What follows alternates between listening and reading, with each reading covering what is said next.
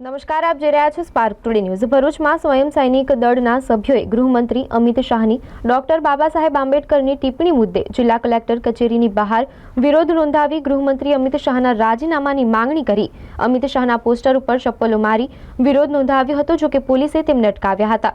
ભરૂચ ખાતે પણ આજ રોજ સવારના સ્વયં સૈનિક દળના સભ્યોએ કલેક્ટર કચેરીની બહાર મોટી સંખ્યામાં એકત્ર થઈને ભારે સૂત્રોચ્ચાર કરીને વાતાવરણ ગજવી મૂક્યું હતું, જેમાં ગૃહમંત્રી અમિત શાહ રાજીનામું આપે અને માફી માંગે તેવા સૂત્રોચ્ચાર કર્યા હતા। જ્યારે અમુક લોકોએ અમિત શાહના પોસ્ટરને ચપ્પલો મારી વિરોધ નોંધાવ્યો હતો। જો કે ત્યાં હાજર પોલીસે તાત્કાલિક તેમને અટકાવ્યા હતા। ત્યારબાદ સ્થાનિકોએ રેલી સ્વરૂપે કલેક્ટર કચેરીમાં આવેદનપત્ર આપ્યું હતું। આજે અમે સ્વયં સૈનિક દળના માધ્યમથી અહીંયા રેલી કરી અને રેલી દ્વારા કલેક્ટર સાહેબ દ્વારા અમે અમારો અવાજ, બહુજન સમાજનો અવાજ સંસદ સુધી પહોંચાડવા માંગીએ છીએ।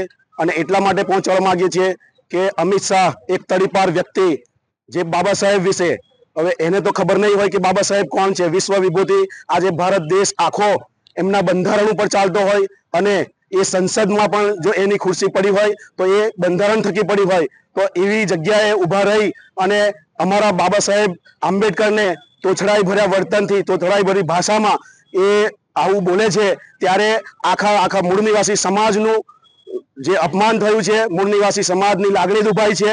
એના અનુસંધાનમાં અમે આવેદનપત્ર દ્વારા એમ પાઠવીએ છીએ કે ભાજપ જે પાર્ટી છે તે પણ એનો ઇસ્તીફા લઈ એનું એ રદ કરે, સભ્યપદ રદ કરે અને સાથે સાથે જાહેરમાં સંસદ સભાની અંદર માફી માંગે।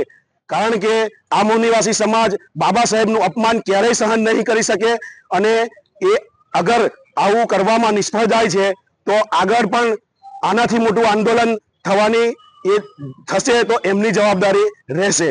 જય ભીમ, નમો બુદ્ધાય, જય જોહાર, જય સંવિધાન।